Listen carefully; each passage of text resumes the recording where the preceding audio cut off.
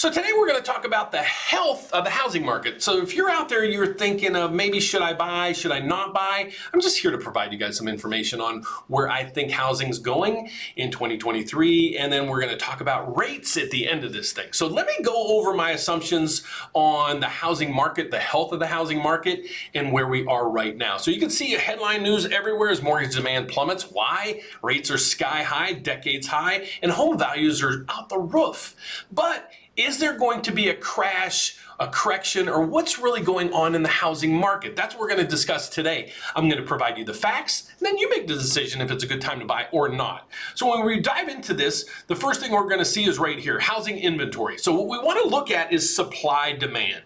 Okay, how much supply is there?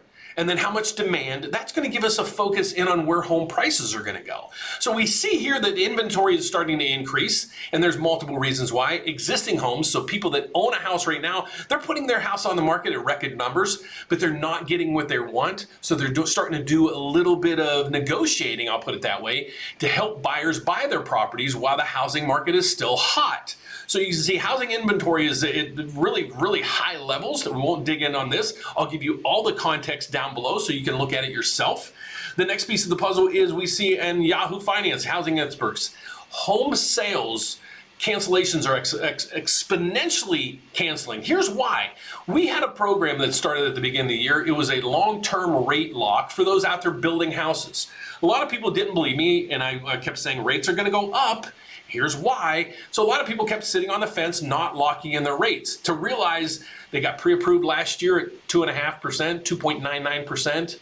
Now rates are 7%. Can't afford the house because the house payment basically went up 50%. So people are backing out of housing in record numbers. That's going to put more supply in the market.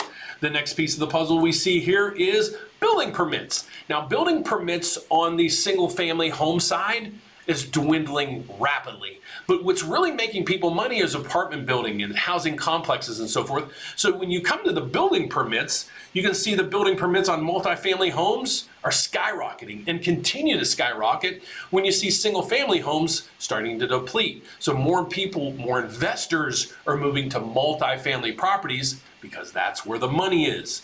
Another piece of the pie is foreclosures. People are saying foreclosures are going to run rampant because why? I don't know. That was my pause there. It wasn't a glitch in the thing. Because here's where the foreclosure rates are. You can see, have we ever been this low in history ever? Well, that doesn't mean there's not going to be a foreclosure wave, but what causes a foreclosure? Okay, you went delinquent on your property, maybe you lost your job or some catastrophic events happened that you basically can't make your mortgage payment. But in the last 2 years, we know house values have gone up on average 35 to 40%. On average, you have other areas that are up 50%. So it's hard to believe that a lot of people could get into foreclosure because you have equity in your house, and most of these people are locked into a fixed rate that's substantially lower than where it is today. So they're in the best financial position they could be in. So they should sell their house before they get foreclosed on. So we're still not going to see foreclosures running rampant because everybody in the house right now basically has probably the lowest rate in history, a very affordable housing payment, and equity in their homes. So only really catastrophic events should cause a foreclosure crisis. The next piece of the puzzle we have is here. Banks of America CEO says that the savings and spending data for the U.S. consumer is healthy. Okay, so that's another piece of the puzzle. We're saying, well, if you're getting foreclosed on, which should bring in tons of properties to the supply chain, well, if you're in a good, healthy position, you shouldn't have to get foreclosed on. Now, guys, I know, I'm not trying to be insensitive. Some people are going to lose their houses because of certain events, but it is not running rampant. Here's the piece of the puzzle that they're saying. Consumers are healthy right here. You noticed yesterday, if you didn't see it, my video yesterday, I went over consumer disposable income. Here's where consumers' disposable income has been basically for the last 50 years.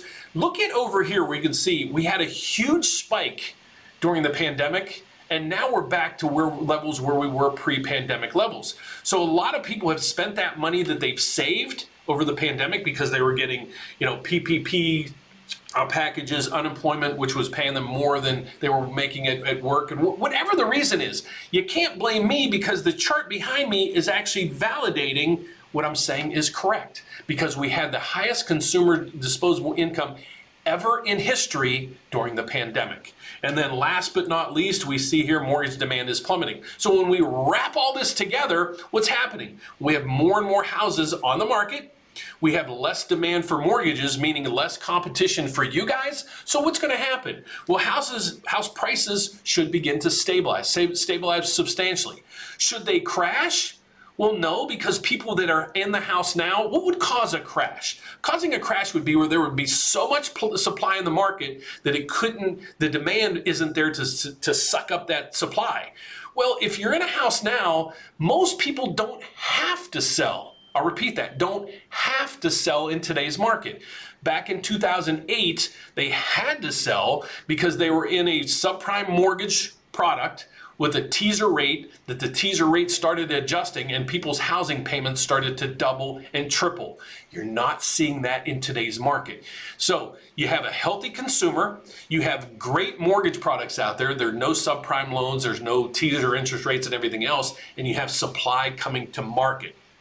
We're going to have a housing correction, and we're going to have housing stabilize in prices. So I'm expecting in 2023 that we're going to basically see a flat line. I called about a 5% appreciation for 2022. We're up 1.6% this year, and we have a couple months remaining, and that's where we are in housing. So I'm going to put all this information down below so you can check it out on your own. But what's the reason why you're really here? Well, mortgage rates. And I got great news.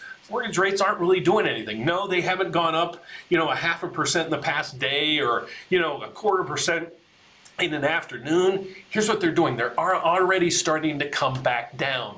So to look at this in focus, what we want to do is we want to look at the MBS market. This is the bond that trades on Wall Street that basically gives us a crystal ball into what's going on in the markets. When you see the price of a bond going up, I explained this in my video yesterday, so check out that at the end of this video. Check out the video I did yesterday explaining how this bond market works. But just in an easiest nutshell, when you're looking at this number, as this number is going up, that means rates are coming down. There's an opposite or a twisted reaction to this. We call it an inverted.